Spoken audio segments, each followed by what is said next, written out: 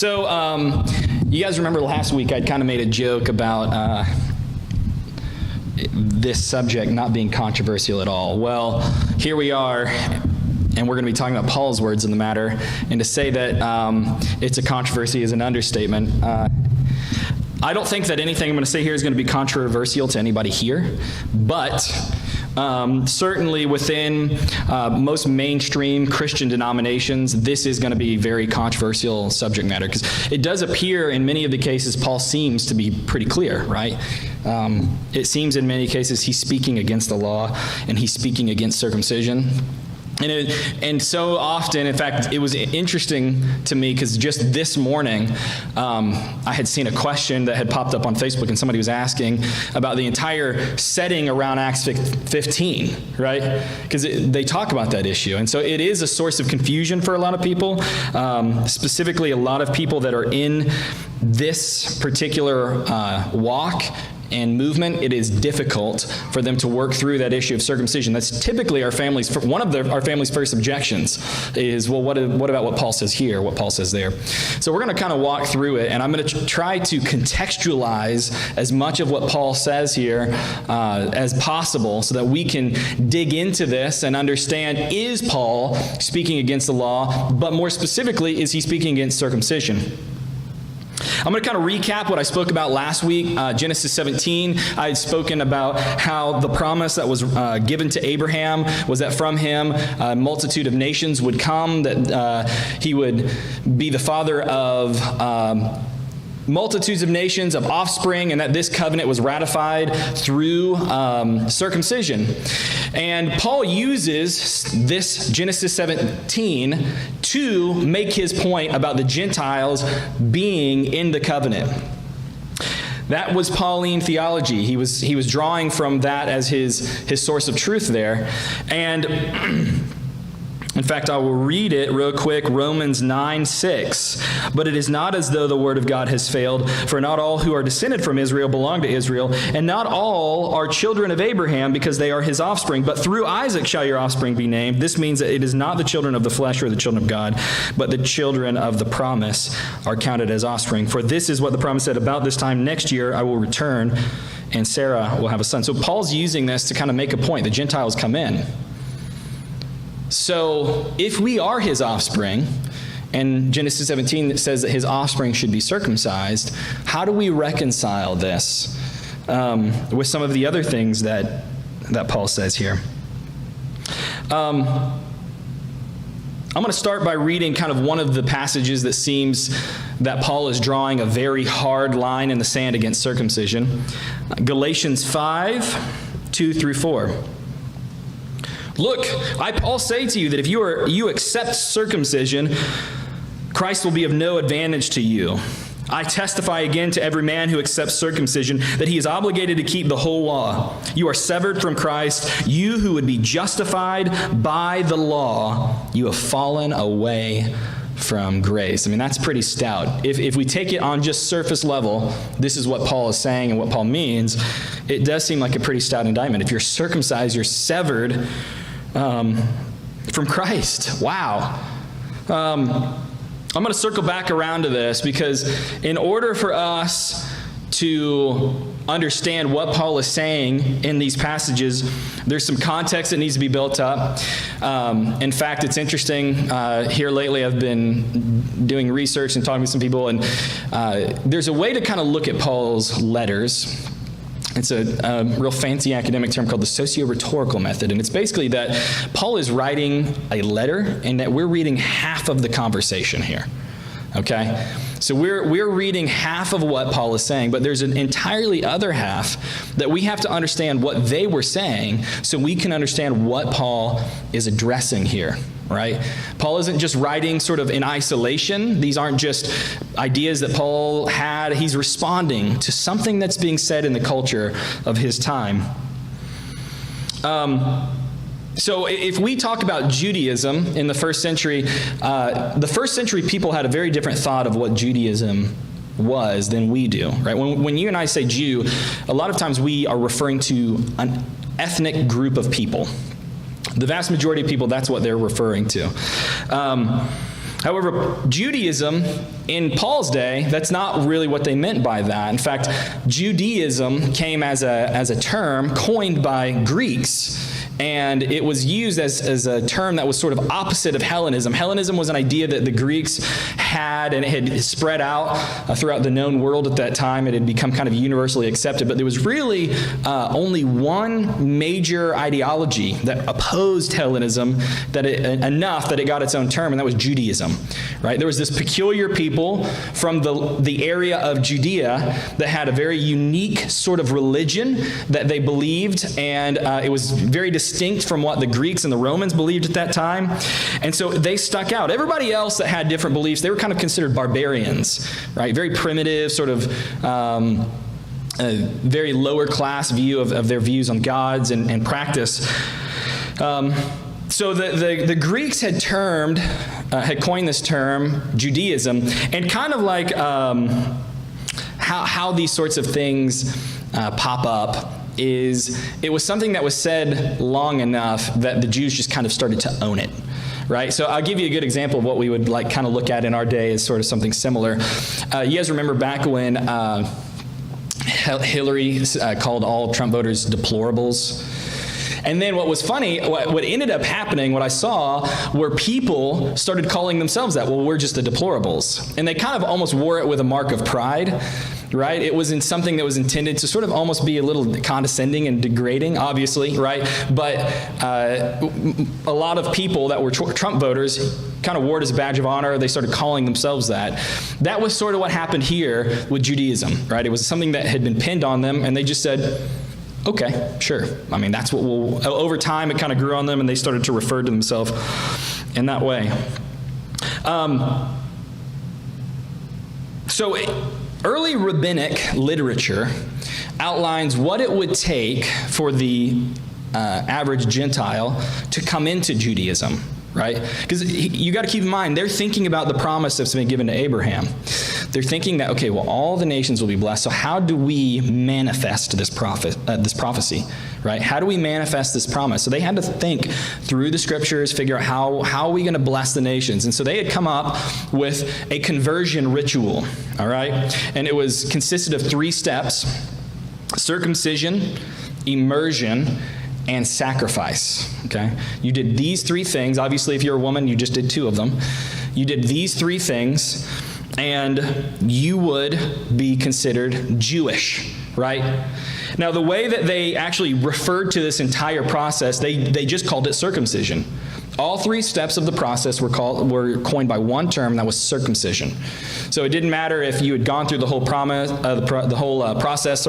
and had you'd been circumcised, you'd been immersed, you had offered the sacrifice. The entire process from A to C was circumcision. This is actually called, in literature, it's called a synecdoche, all right? And what a synecdoche is, I'll kind of give you some examples that we're all familiar with, is if I had pulled up in a new vehicle and I said, hey man, check out my wheels, right? I'm not telling you to look at these brand new wheels that I purchased. I'm telling you to look at this entire vehicle that I've got, right? Another example, a military example, is when they talk about boots on the ground. Right? They're not just talking about these isolated boots that have sort of animated themselves and they're all just kind of walking around. They're talking about soldiers, right? People, but they call them boots on the ground, but they're referring to one aspect of what's happening. Another one that kind of refers more to a process would be Jim got his degree in chemistry. Now, yes, he got his degree, but generally when somebody says, well, he's going to get a degree in chemistry, what they mean is he's going to go through years and years of classes. He's going to sit, he's going to study, he's going to learn, he's going to do homework. There's a lot of steps from starting college to getting your degree, but they typically, a lot of people just refer to it as you're going to get your degree, right? So in this same way, the Jews had kind of done the same thing. They just said, here's the process, we're just going to call it circumcision. Right? And that's just sort of how language works. There's a couple reasons why they sort of emphasize circumcision, specifically out of all the other things. One of those would be, it wasn't that long ago they were forbidden from it, right? We look at the book of the Maccabees. We look at what happened with Antiochus, where Antiochus had forbidden them to circumcise their sons. And so this was fresh on the mind of the first century Jewish person, that, okay, we were forbidden for this. And the other thing was that Greek and Roman culture was rife with nudity, okay? To be nude, to engage in a sport was not unusual. And if you were a Jewish person of Jewish descent and you had been circumcised on the 8th day, and you were competing, and some of the Jewish people did, there was a noticeable difference. Right? Obviously a noticeable difference in this culture. And so it did become sort of a very distinguishing factor in Jewish culture versus the Hellenistic Roman culture, right? Because what's interesting too is that the Greeks actually found it completely odious. The practice of circumcision, they hated it. They had writings that says that basically it was a vulgar, comical thing for a man. They called the head of the penis the glans, and they said it was a vulgar and comical thing for that to be exposed. They thought it was silly. It was just crude to them. They didn't understand it. Like I said, it was an odious act for the Greeks. And so really, in short, circumcision, because of what happened with Antiochus, because of the strong feelings from the Greek and the Romans, and because that there were opportunities where nudity would come about, it did kind of represent the struggle between Judaism and the pagan nations around them, right? It was something that was apparent, and it sort of represented that struggle. So it became the hallmark of Jewish identity, to refer to this entire conversion process as circumcision. They kind of emphasize that. But it was more than that this represented Jewish identity.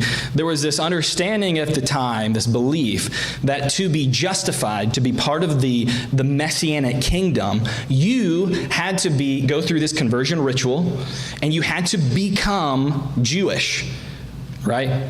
That was the way in which you entered into this Messianic kingdom. To be grafted in was to become Jewish, and to become Jewish was to undergo the process of conversion, all kind of encompassed in the term circumcision. So we're going to jump into where the debate starts here, right? Where the discussion starts, because they believe this is how you're justified before the Lord. This is how you get to enter into the end kingdom, this Messianic kingdom in the end. That's how they believe you are justified. But Paul had different thoughts, and we're going to talk about Acts 15. So if everybody wants to turn to Acts 15.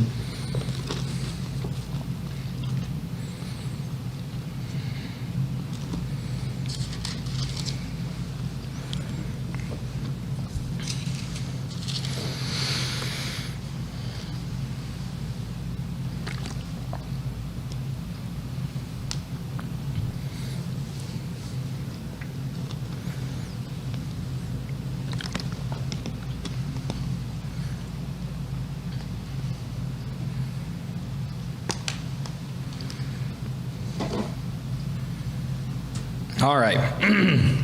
Acts 15, verse 1.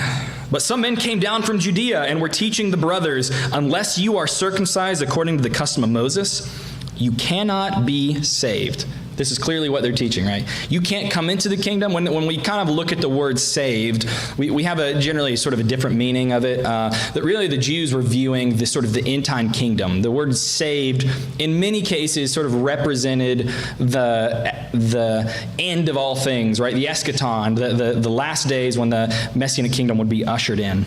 So you can't enter into this kingdom unless you've been circumcised according to the custom of Moses. And after Paul and Barnabas had no small dissension and debate with them, Paul and Barnabas and some of the others were appointed to go up to Jerusalem to the apostles and the elders about this question. So being sent on their way by the church, they passed through Phoenicia and Samaria, describing in detail the conversion of the Gentiles, and brought great joy to all the brothers. So again, we're contextualizing this, right? This is what the Pharisees are saying, or the men of Judea that had come down. And then there are these Then they're relaying, Paul and Barnabas are, the conversion of the Gentiles, and brought great joy to all the brothers. When they came to Jerusalem, they were welcomed by the church and the apostles and the elders. And they declared all that God had done with them. But some believers who belonged to the party of the Pharisees rose up and said, "It is necessary to circumcise them and to order them to keep the law of Moses." The apostles and the elders were gathered together to consider this matter. And after there had been much debate, Peter stood up and said to them, "Brothers, you know that in the early days God made a choice among you that by my mouth the Gentiles should hear the word of the gospel and believe. And God, who knows the heart, bore witness to them by giving them the Holy Spirit, just as he did to us. And he made no distinction between us and them, having cleansed their hearts by faith. Now, therefore, why are you putting God to the test by placing a yoke on the neck of the disciples that neither our fathers nor we have been able to bear? But believe that we will be saved through the grace of the Lord Yeshua, just as they will." And all the assembly fell silent, and they listened to Barnabas and Paul as they related what signs and wonders God had done through them among the Gentiles. After they finished speaking, James replied, "Brothers, listen to me. Simeon has related how God first visited the Gentiles to take from them a people for his name. And with this, the word of the prophets agree, just as it is written, 'After this I will return, I will rebuild the tents of David that has fallen, I will rebuild its ruins, and I will restore it, that the remnant of mankind may seek the Lord, and all the Gentiles who are called by my name, says the Lord, who makes these things known from of old. Therefore, my judgment is that we should not trouble those of the Gentiles who turn to God, but we should write to them to abstain from the things polluted by idols, and from sexuality, and from what has been strangled, and from blood." And then verse 21, "For from the ancient generations Moses has had in every city those who proclaim them, for he is read every Sabbath in the synagogues." What they're outlining here is that this was an amazing thing, and this would have been a major upset in the Jewish community, that God can cleanse, right? They had considered Gentiles to be very unclean. It was a struggle. They had disdain, contempt for the Gentiles in a lot of these cases. But God had cleansed their hearts, had made them clean. They didn't even have to undergo the conversion process, right? They didn't have to do this. They can be grafted in without that conversion process, that the Lord can just clean their heart, right? And that the follow-up after everything had been said was, let's talk about these four things. Clearly, any person reading this can see it's not an exhaustive list here. This isn't the totality of the teaching. Paul is writing letters in other cases where he's addressing a number of other things that are not mentioned in this list. So we know this isn't exhaustive. Paul writes about plenty of other things, but these were the primary issues of the day. It would be similar to if I go down to any part of a bad area of any city, and the first thing I walk in, they're dealing with drugs, and they're dealing with alcohol, and there's promiscuity going on. I'm like, you know what you guys need? You guys need the Sabbath. That's what you guys need. That'll fix the whole thing. And it's like, that is coming right out of the gate with the wrong thing, right? We have several issues with these pagans coming in.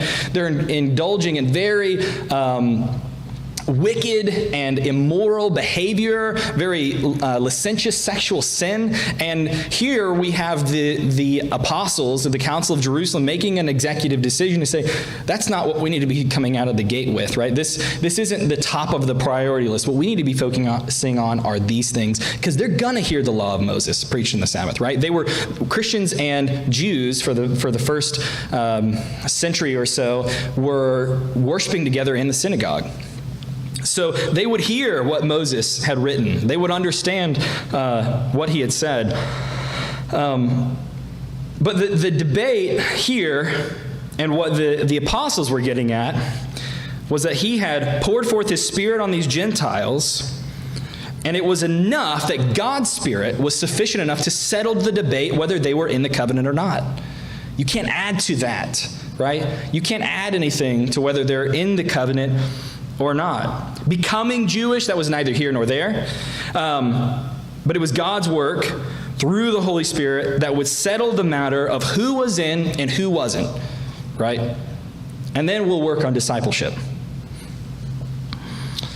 So what I'm kind of trying to outline here was that when we're talking about circumcision, as we see it in its very context in the New Testament,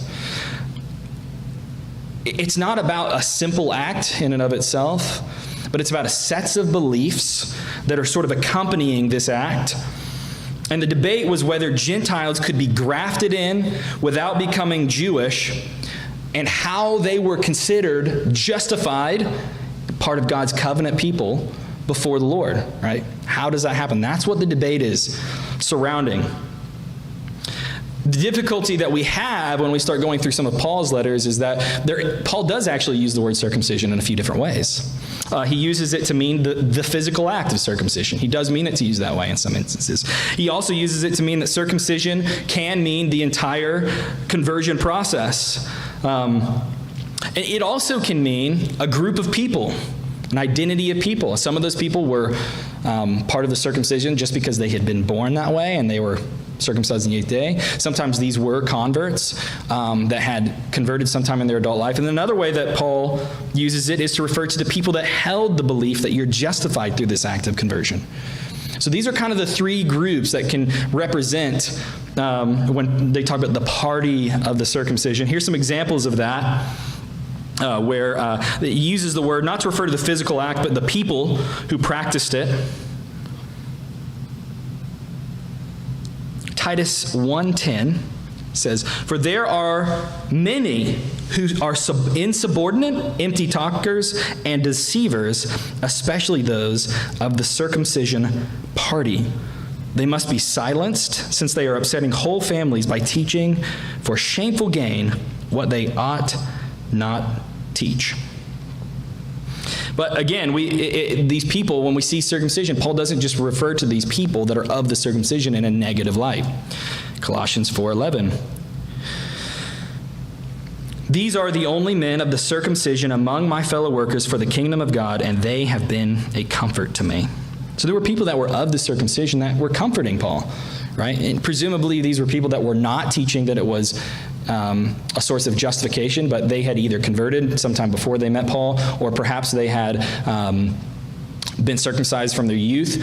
But nonetheless, Paul wasn't encompassing everybody that had been circumcised into this pejorative, this negative light. So now I'm going to try to go through some of the texts that tend to prove the most problematic. Now that we've sort of laid this foundation, this groundwork of context, we're going to try to reapproach some of the writings of Paul and see if we can kind of work through what Paul might be saying. Again, just a real quick recap. Well, that's a mouthful, isn't it? A real quick recap. That this is about, when we're talking about circumcision, this is about these groups of people who believed it was for justification. Circumcision is referring to this conversion process, and it was equivalent to becoming Jewish, right? So that's important. Romans 2:17 through 3:4. I'm going to give some people time to turn there because this one's a bit of a long one.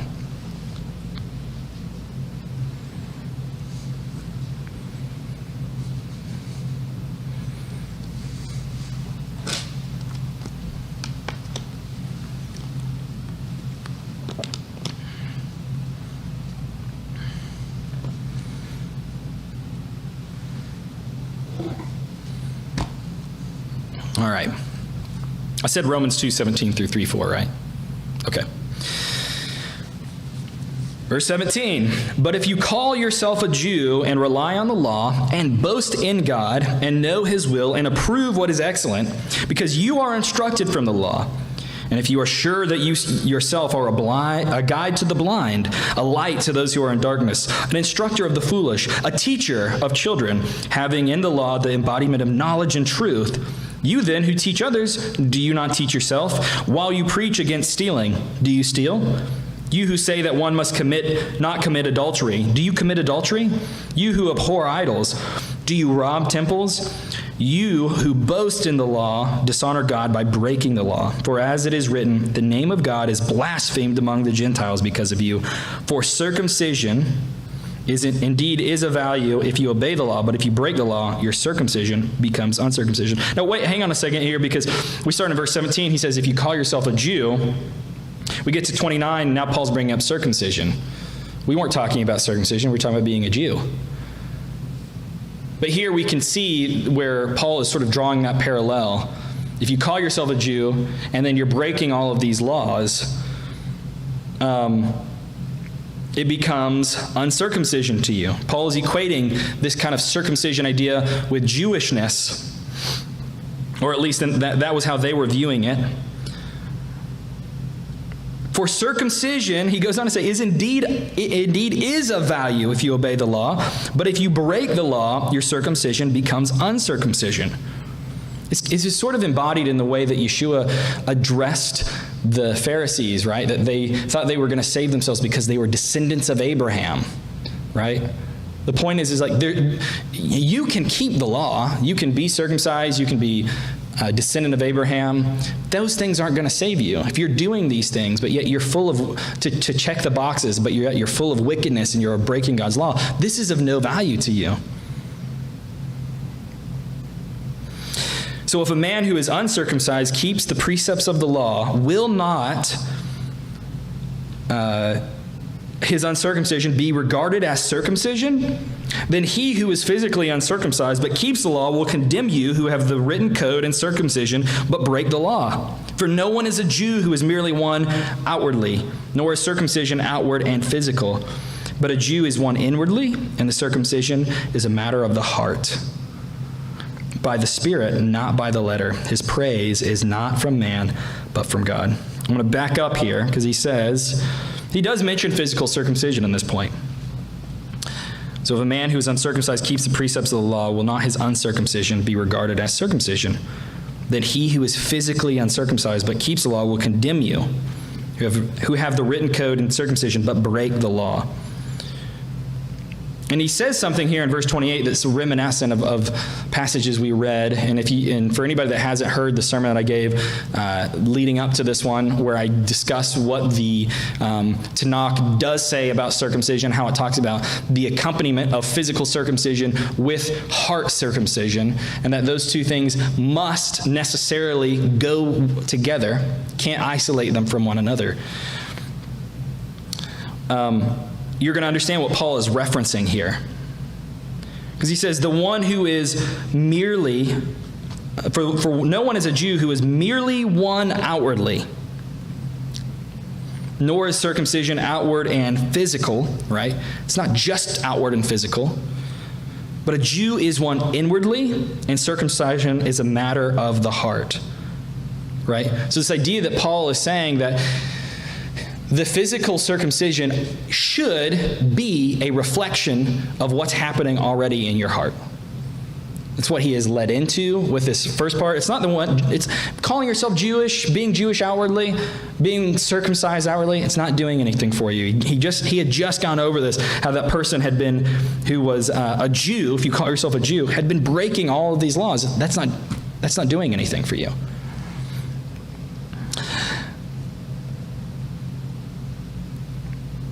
Paul goes on to say in chapter 3, verse 1, and I think this is really important because a lot of times we just kind of read these little maxims and we stop there. Paul goes on to say, then what advantage has the Jew, or what is the value of circumcision? Much in every way. To begin with, the Jews were entrusted with the oracles of God. What if some were unfaithful? Does their faithfulness nullify the faithfulness of God? By no means. See, Paul's saying your circumcision is doing nothing to add to your justification before the Lord. However, he finishes up by saying, also, your circumcision is not doing anything to take away from it either, right? That they were a blessed people. Why? Because they had been given the prophets up to this point. They'd been given the oracles of God. They'd been given the entire context in which Yeshua would enter into. And that just because some people among the circumcision had disobeyed, God was not rescinding his promise to them. That circumcision nor uncircumcision neither adds to nor takes away from your justification before the Lord. I'm going to jump into Galatians. And I am honestly we're going to have to do a flyby of this one because just Galatians is massive. In fact, I really think there probably needs a point we just do a series on just Galatians because it has so much involved and packed in there that there's no way we can deal with that in this particular one sermon. But I am going to try to highlight some contextual points, do sort of an overview, and then hit the particular passages that do seem to be difficult. It's really important to remember that this letter was written shortly after Acts 15. In fact, Paul references, I'm sorry, not the actual writing of Acts 15, but the events that transpired in Acts 15. Paul references the going up to Jerusalem just sort of briefly in this letter. And this entire book is really dedicated to the subject of Jewish identity, circumcision, and justification. And so I would actually encourage you, after we get through this sermon, to go back through the book of Galatians. Just read it through. It won't take you very long. And kind of take note of how often Paul contrasts Jewishness with Gentileness, how often he makes those same parallels with circumcision and uncircumcision. Right? And we can see here that Paul is not arguing against circumcision itself, but the idea of being justified and being, this idea that you are justified by becoming Jewish through this circumcision ritual. Right? You can see that. You can see it as you go and you just sort of look at each time it's used and sort of insert the cultural definitions that the Jewish people understood at the time. You can see the case that Paul is making so much clearer. Paul starts out in chapter 1, verse 6, I am astonished that you are so quickly deserting him who called you in the grace of Christ and are turning to a different gospel, not that there is another one, but that there are some who trouble you and want to distort the gospel of Christ. So we have to determine what the different gospel is, and by now you guys can anticipate probably where I'm going with this.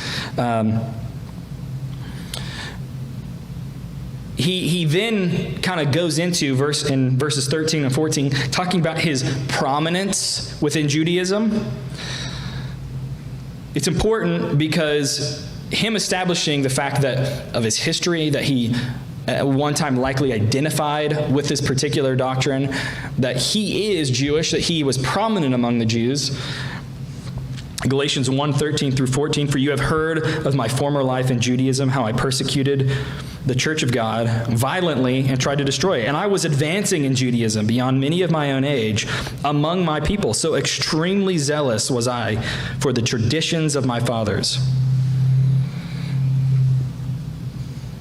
He's saying, I held strictly to this halakhic teaching for a long time, right? I was prominent. I was advancing. I was becoming somebody within Judaism, right? I was important.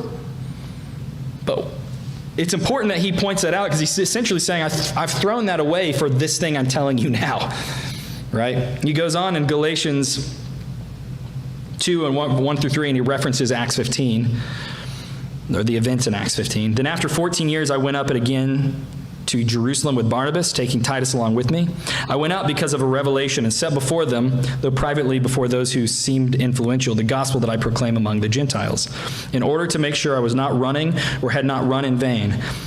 But even Titus, who was with me, was not forced to be circumcised, though he was a Greek. It's interesting. He says in verse 3, he highlights after he says, but even Titus, who was with me, was not forced to be circumcised. He doesn't say, even though he was uncircumcised. He said, even though he was a Greek. Again, their idea of being circumcised was to become Jewish. And Paul here is saying you don't have to become Jewish to be part of God's people, right? You don't have to stop being Greek to become part of God's people, right? Later on in the same chapter, book, and I'm not going to read it, but he talks about there is no Jew nor Greek, right? He's saying that those concepts, we need to do away with that. It's God's people at this point of things. Galatians 2:11, Paul has this interaction with Peter, right? They have this confrontation. Because why? They weren't sitting at the table with the Gentiles, right? Galatians 2:11 through 14. But when Cephas came to Antioch, I opposed him to his face because he stood condemned. For before certain men came from James, he was eating with the Gentiles. But when they came and he drew back and separated himself, fearing the circumcision party. And the rest of the Jews acted hypocritically along with him, so that even Barnabas was led astray by their hypocrisy. But when I saw that their conduct was not in step with the truth of the gospel, I said to Cephas before them all, if you, though a Jew, live like a Gentile and not like a Jew, how can you force the Gentiles to live like Jews?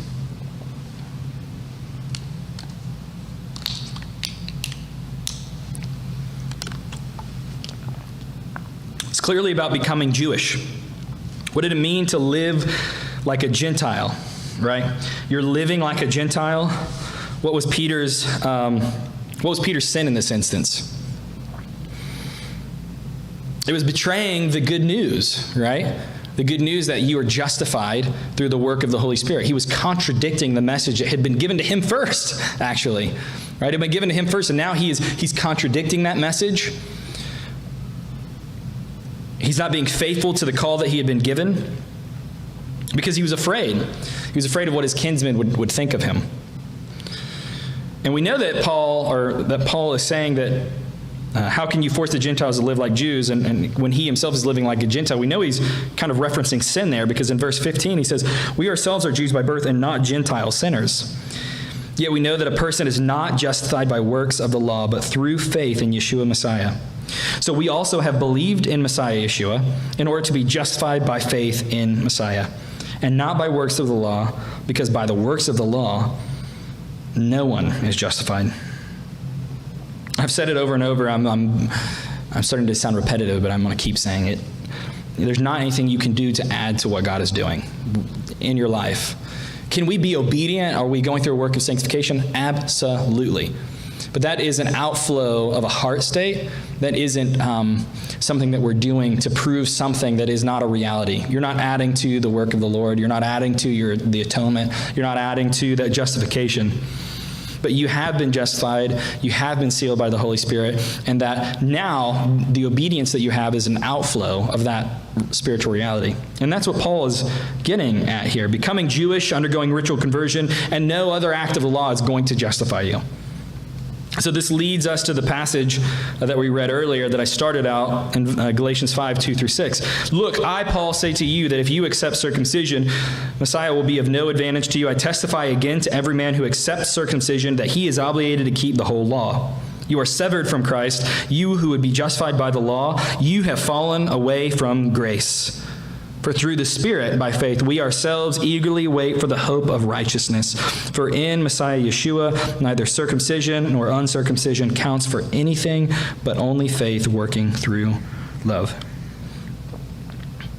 So one of Jonathan's critiques on my last sermon, and I asked him for the critique, so I don't want you guys to think that Jonathan just comes up to me after service and gives me a whole laundry list. Well, here's what was wrong with your sermon this week, Jeff. Nothing like that. It was I asked him, like, hey, well, so what's your thoughts? What would you have changed? One thing he says, he didn't feel like in the last sermon I gave enough. I didn't spell it explicitly that I think circumcision is a part of a Christian's life. I do think that. I do think that as believers, we should circumcise our children on the 8th day. I do think that if we are uncircumcised, we should be doing that.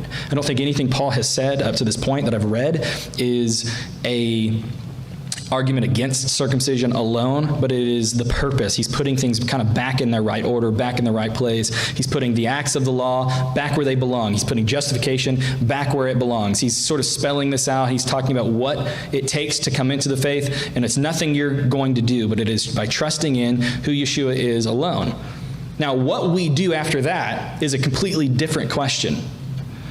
And the reality is that if you read this passage where he says, he's clearly, obviously, not talking to the person who, in the one I just read about being severed from Christ, he's not talking about the person who gets circumcised. Anybody that gets circumcised is severed from Christ. He's talking about the one who says in verse 4, who would be justified by law.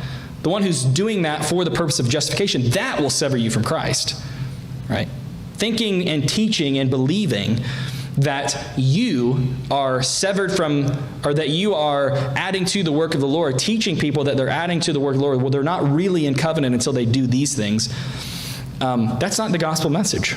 And teaching that and believing that severs you from the truth of the good news, right? It isolates you from it because you're not relying on the work of the Lord at this point. You're not relying on the work of Christ. You're relying on something that you have done, something you've participated in. Paul's putting this back in its rightful place. But we can't take Paul's words literally in that if you do become circumcised, you're severed from Christ. There's a couple reasons we can say this. One, almost no Christian person is going to interpret it this way. Most Americans are circumcised, right? Most American males, obviously, are circumcised. No one believes that because that they were circumcised as a youth, and even if they grow up or as an infant and they grow up and they come to this place where they go, oh, we don't need circumcision. It's like, sorry, too late. You were circumcised. Now you're severed from Christ. You've got no chance. Right? That's not what Paul is getting at here. It's not what Paul's addressing, clearly. And the other thing is we should understand Paul didn't even take his own words literally in that sense. Right? We have the example of Acts 16, 1 through 3. This is right after the Council of Jerusalem. Right after it. They just had this big dispute, this big disagreement.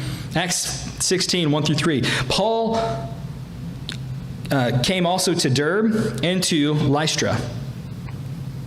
A disciple was there named Timothy, the son of a Jewish woman, who was a believer, but his father was a Greek. He was well spoken of by the brothers at Lystra and Iconium. Paul wanted Timothy to accompany him, and he took him and circumcised him because of the Jews who were in those places, for they all knew that his father was a Greek. So they just had this big argument, and it's like, next chapter, boom, Paul's taking somebody and having him circumcised. It's like, is Paul a hypocrite here? Did Paul take Timothy as like, hey, I'm about to sever this guy from Christ, right? That's not what happened, right? There's obviously more to this. Now, some people would argue that the reason Paul did this was to appease the Jews. And it kind of reads that way. It sort of seems that way, right? He was born of a Jewish woman who was a believer. His father was a Greek. Paul wanted Timothy to accompany him and took him and circumcised him because of the Jews who were in those places, for they all knew that his father was a Greek. You're kind of like, okay, well, maybe this was a ministry tool. The problem I take with that, I think there's a glaring issue there, is in Galatians, remember the passage, the entire book that talks about circumcision, he's addressing this. Paul says quite clearly, Galatians 1, 9 and 10, as we have said before, so now I say again, if anyone is preaching to you a gospel contrary to the one you received, let him be accursed. For am I now seeking the approval of man or of God? Or am I trying to please man? If I were still trying to please man, I would not be a servant of Messiah. So here he says, if anybody is preaching to you this idea, this gospel that you got to be circumcised to be justified, let him be accursed. And I'm not looking for the approval of men. So if, let's say, we kind of look at this interpretation and say, well, Paul's talking about all circumcision here. If Paul is saying, I would never have somebody circumcised to appease men, why are we interpreting Acts 16 in that way? To say that, oh, well, he was trying to appease the Jews. There are people it seems that he's writing against in a lot of these, in these cases. He's not. And that's where we see that it was right for him to have taken Timothy and to have had him circumcised. We see another instance, 1 Thessalonians 2, 3 through 4. For our appeal does not spring from error or impurity or any attempt to deceive, but just as we have been approved by God to be entrusted with the gospel, so we speak, not to please man, but to please God, who tests our hearts. We can see here the issue with Timothy isn't with circumcision or uncircumcision. But again, Timothy wasn't converting to Judaism, right? Timothy's mother was already Jewish. And so there was no concern here. There was no concern about becoming a Jew to be justified. Another reason we know that Paul didn't take these words literally was because we see in Acts 21, 17 through 26. I'm going to give you guys a chance to turn to this one too, because it's also kind of a long one.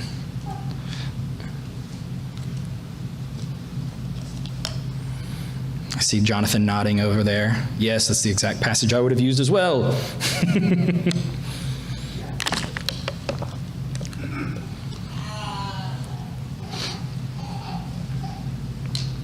When he had come to Jerusalem, the brothers received us gladly. On the following day, Paul went in with us to James and all the elders who were present. After greeting them, he related one by one things that God had done among the Gentiles through his ministry. And when they heard it, they glorified God, and they said to him, "You see, brother, how many thousands there are among the Jews of those who have believed. They are zealous for the law. And they have been told about you that you teach all the Jews who are among the Gentiles to forsake Moses, telling them not to circumcise their children or walk according to our customs. What then is to be done?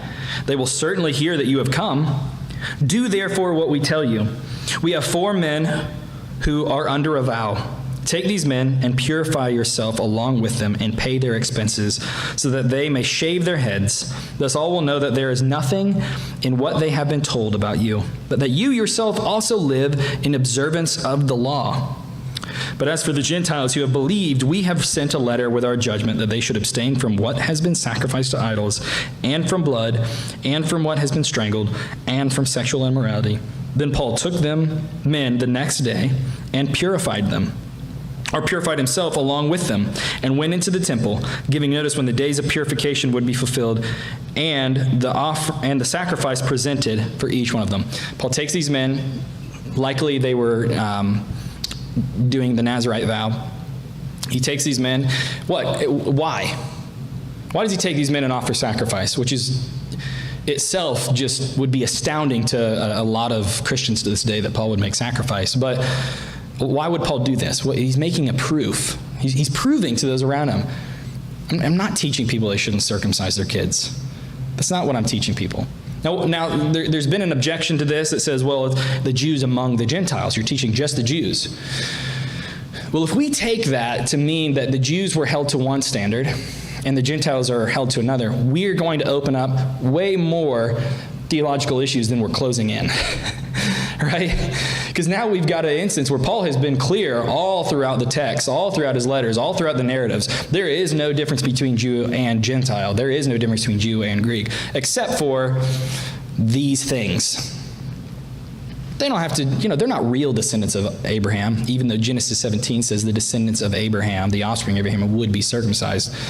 Right? They're not. They're part of the offspring, but not really. Right? We have real problems there if we start to try to take that. But what again we have here in Acts 21 is this idea that these were the things that the Gentiles have been dealing with. We're trying to address those issues. We're not trying to go further.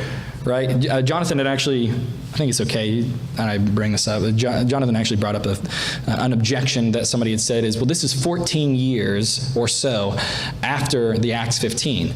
Why are they still writing about the same things? Well, you got to think, first of all, the gospel's not going out by internet, right? They're not uploading YouTube videos and blasting it out everywhere. They're going from city to city by foot. 14 years is not a long time, and when you're traveling from city to city establishing new congregations, you're going to be for probably, I would expect it to go on much longer than 14 years. You're going to be hitting the same issues for a long while, especially when you have the same issues popping up in various Roman and Greek cultures and cities.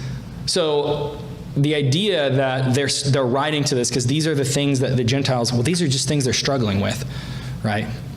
It's already going to be a lot for us to get them to walk away from this. I don't know if you guys have ever been to a developing country, but I was talking about this earlier. I was in Cambodia when I had just got out of high school, and I was there for probably about 6 months. And while I was in Cambodia, a lot of the people that are there are polytheistic.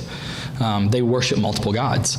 And it was interesting because in a lot of ways, it wasn't actually that hard to get them to accept a new God. That was actually the easy part. Saying, hey, here's who Yeshua is. At the time, obviously, I was not Torah observant. I was saying, here's Jesus Christ. Here's who he is. You should believe him. And they're like, absolutely, great, perfect. Great, we'll put them down with the others, right? I mean, that was the idea. Getting them to receive that was not hard. The Romans, the Greeks, getting them to receive who Christ was, easy. That's the easy part. It's like, another God, amen, absolutely. Let's bring him on. We'll throw him in there with the rest of our pantheon. It was getting them to stop to stop participating in the pagan worship that they had been participating in up to that point. You're telling me, as a Roman and a Greek, I can't worship multiple gods, I have to worship one? That was totally outlandish in the Greek and Roman lifestyle. And so writing to them to say, hey, don't participate in these acts of worship to these other gods. Don't do those things. You shouldn't be doing that. That was, in that day and age, that would have been scandalous, right? So altogether, everything that's been said here, I hope that I've laid out, this wasn't an application type teaching. I pray that we at least walk away from this understanding Paul's perspective on circumcision, that we should be circumcising. This is not about whether or not you should or shouldn't be keeping the law. This isn't about whether or not we should be participating in circumcising our sons. Nothing like that. This is about the great debate that was taking on in Paul's day, that you can't take away from the finished work of Messiah. You cannot be justified by any other means except one, and that's who Yeshua is. And unfortunately, in some ways, we've almost made full circle. There are people that are teaching that it is about what you do. It's not about who the Lord is making you, and that the law is something that you should be doing. Otherwise, you're not going to be part of the covenant people. Other than the Lord, instead of the Lord changing our hearts and making us into covenant people and causing us to fall into obedience to the law. Not as a means of justification, but as growing in the Lord and being conformed more and more to the image of Messiah Yeshua. That said, I am going to end this sermon, and I am going to open the floor to the questions, comments, and cries of heresy that inevitably are floating around out there.